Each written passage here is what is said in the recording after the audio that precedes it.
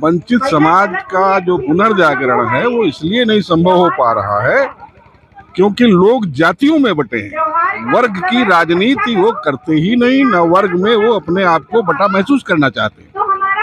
और वंचित वर्ग जो है वो 90% आबादी हमारी वो वंचित है और 10% आबादी ही हमारे पूरे देश में जो है छाई हुई है। तो ये वंचित वर्ग वर्सेस अमीर वर्ग, इनके विरुद्ध जो है आपस में विचार विमर्श होना चाहिए, संघर्ष होना चाहिए और वंचित समाज के हक अधिकारों का जो अतिक्रमण किया गया है उसकी मुक्ति के लिए जो काम होना चाहिए वो काम जो है माननीय भरत गांधी ने, विश्वात्मा जी ने शुरू किया था। उसी के संदर्भ में आज की यहाँ जो है मीटिंग थी। तो कैसे वंचित समाज जो है हमारे, तो कैसे जागरूक की जा सकते हैं, कैसे एकजुट किया जा सकता है? अब एकजुट करने के लिए जो इनका जाति वाला प्रकरण है उसको जो है छोड़ना पड़ेगा, उसको जो है छुड़वाना पड़ेगा। लोग जो है जातियों के सम्मेलन बहुत आयोजित करते हैं, पासी सम्मेलन है, यादव सम्मेलन है, कुर्मी सम्मेलन है, मौर्य सम्मेलन है, कट्टर चमार सम्मेलन है। ये जो हो रहा है इससे हमारा जो वंचित समाज है उसका पुनर्जागरण नहीं हो पा रहा है और 90% लोग जो है वो एक साइड में नहीं आ पा रहे। अलग संगठन तो बनाए जा रहे हैं और जा करके गांवों में जागरूकता फैलाई जा रही है, अलग अलग संगठन बना करके। तो क्या इस तरीके से हमारी जाति एक जो वंचित समाज है नहीं इकट्ठा हो सकती है? इस पर क्या कहना चाहेंगे?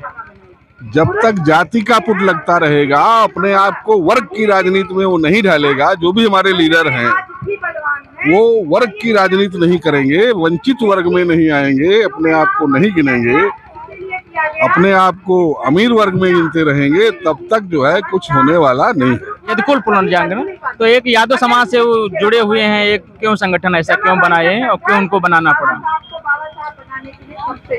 भरत गांधी जी ने यदकुल पुनर्जागरण मिशन बनाया, उन्होंने ये वंचित पुनर्जागरण मिशन बनाया। वो ही चाहते हैं कि हर जातियों के अलग अलग जो है पुनर्जागरण मिशन करके इनको सबको वंचित पुनर्जागरण के तहत जोड़ दिया जाए।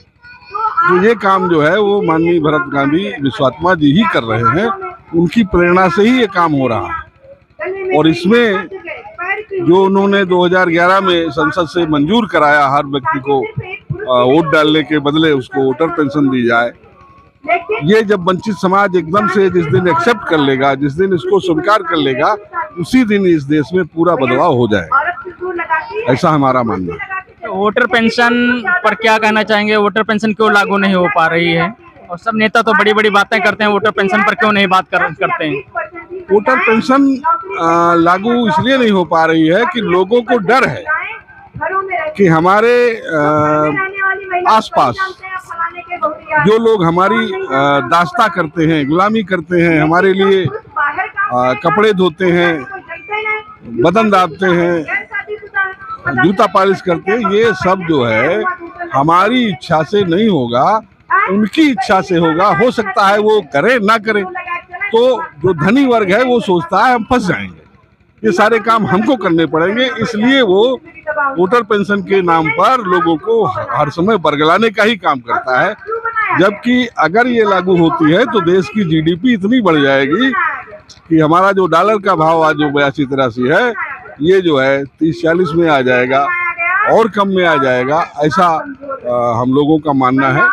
और वोटर पार्टी इंटरनेशनल का भी यही कहना है कि जीडीपी बढ़ेगी और देश जो है सुखी होगा। वोटर पेंशन से देश सुखी होगा, किसी तरह की कोई भ्रांति विषमता नहीं पैदा होने वाली है। नाम क्या है? संजय रावत, एडवोकेट। जो ये कार्यक्रम हो रहा है उसके विषय में क्या कहना चाहेंगे? ये जो कार्यक्रम यहाँ चल रहा है ये नशा मुक्त और शिक्षा पे चल रहा है।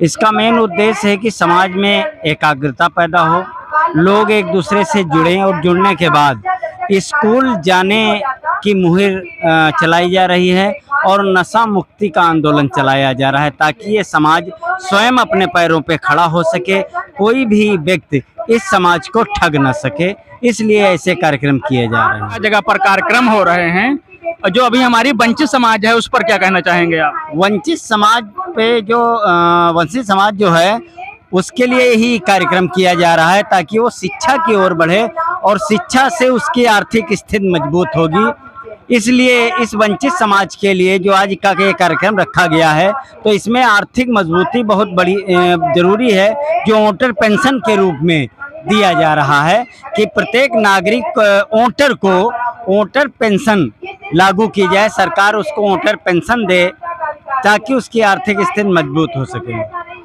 जो हमारे बच्चे हैं, समाज के युवा हैं, तो उनको अभी वंचित शिक्षा देने रखा गया, समान शिक्षा नहीं मिल पा रही, तो शिक्षा पर क्या कहना चाहेंगे आप? समान शिक्षा भारत में पूर्ण रूप से खत्म हो चुकी है। इस संपूर्ण समाज को समान शिक्षा देने के लिए जो वोटर पेंशन की यहाँ पे बात की जा रही है, इसका मेन उद्देश्य ये है कि गरीब से गरीब का लड़का वोटर पेंशन पा करके अच्छे विद्यालय में पढ़ सकता है। आज जो कार्यक्रम शिक्षा पर चल रहा है और जगह जगह पर कार्यक्रम हो भी रहे हैं, तो जो हमारी समाज वंचित है, तो क्यों वंचित है? और 10 दिन से कार्यक्रम के जैसे दौरान जो देखा गया है, हमारे जो प्रचारक हैं तो बहुत मेहनत भी किया है, आज समाज जो यहाँ पर उपस्थित नहीं हो पाई है, इसका कारण क्या है? इसके कारण क्या बताएं? इसका कारण है अशिक्षा। सबसे बड़ी बात है अशिक्षा, और उस अशिक्षा को गवर्नमेंट भी दबाना चाहती है। जो नेता बड़े बड़े ऊंचे पद पर बैठे हुए हैं, ये शिक्षा को बिल्कुल जीरो पर लाना चाह रहे हैं। क्यों? कारण है इसके पीछे एक बहुत बड़ा साजिश रची जा रही है। क्योंकि शिक्षा जब समाज के पास होगी, जो बच्चा शिक्षा से पढ़ जाएगा, आगे बढ़ जाएगा, वो क्वेश्चन करेगा, तर्क करेगा समाज नेताओं से, ठीक है। इसलिए शिक्षा को दबाया जा रहा है, और यही कारण है कि आज इतना बड़ा ज्ञान यहाँ पर दिया जा रहा है, लोगों को, समाज को दिया जा रहा है, फिर भी वो यहाँ तक आने से इनकार कर रहे हैं, कह रहे हैं हमारा कार्यक्रम नहीं है। कारण है अशिक्षा। अगर शिक्षा होती तो वो लोग जरूर आते। मेन कारण है अशिक्षा। तो अशिक्षा कैसे दूर हो सकती है? अशिक्षा दूर किया जा सकता है। ये सरकार, गवर्नमेंट जो है बड़ा बच्चों पर जैसे ध्यान दे रही है, तो अशिक्षा क्यों नहीं कम हो? एक चीज बताइए आप, गवर्नमेंट अगर ध्यान दे रही है तो जैसे पहले पढ़ाई होती थी, आज के 10 साल 50 साल पहले, आज उस समय का व्यक्ति जो हाई स्कूल 8th कर लेता था, वो इंग्लिश में बात करता था, सब कुछ पढ़ा लेता था, तब शिक्षा बढ़िया थी। क्यों? कारण था जो स्कूलों में, प्राइवेट स्कूलों कम थे, सरकारी स्कूल ज़्यादा थे। सरकारी स्कूलों में एक व्यवस्था थी, डिप्टी रखा जाता था चेक करने के लिए। गवर्नमेंट आज क्यों नहीं कर सकती है? कर सकती है, लेकिन शिक्षा खत्म करने के लिए बड़ी चतुराई से वो सारे सिस्टम को हटा करके बिल्कुल शिक्षा को खत्म कर दिया। प्राइमरी स्कूलों में मास्टर पढ़ाता नहीं है, जानते हैं, गवर्नमेंट जानती है, उस पे बाउंडेशन नहीं लगा सकती। बाउंडेशन लगाया जा सकता है। शिक्षा को आगे बढ़ाने के लिए जिस प्रकार ने गवर्नमेंट ने 18% GST पेंसिल, रबड़ और कापियों पे लगा दिया है, अगर शिक्षा को बढ़ावा कर देती गवर्नमेंट, तो आज ये GST नहीं लगती कापी, किताबी, पेंसिल पे। आपका नाम क्या है? मेरा नाम मूलचंद है। क्या करते हैं आप? इस समय तो मैं बिल्कुल घर पर बैठा रिटायर हूँ। आज जो कार्यक्रम हो रहा है, कार्यक्रम के विषय में क्या कहना चाहेंगे? जो हर बुद्ध कथा में जो खीर बनाई जाती है, खीर बांटी जाती है, तो बुद्ध से क्या संबंध था? खीर से क्या कहना चाहिए? ऐसा है,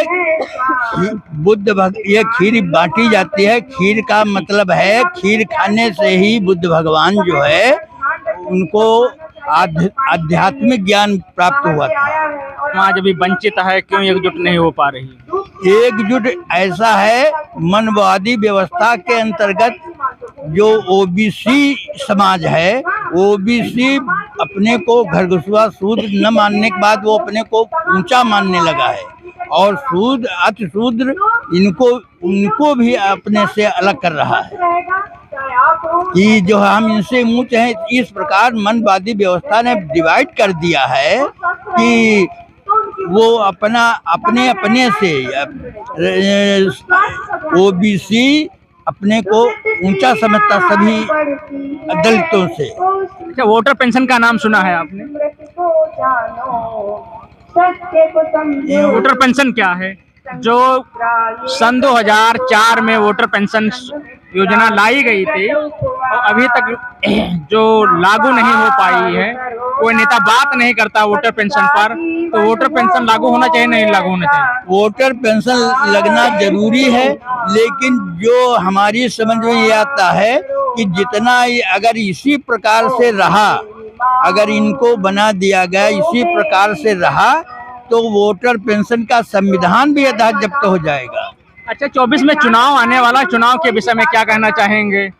तो हम लोग तो यही कहते हैं कि अपनी ही पार्टी को सपोर्ट किया जाए। कौन सी पार्टी? अरे बीएसपी है, और समाज जो अगर इनको 90% दलित अगर मिल गए तो वो भी। तो मायावती जी ने भी सपोर्ट नहीं कर रहे हैं, वोटर पेंशन लागू नहीं कर रही हैं भी, तो उस पर क्या कहना चाहेंगे?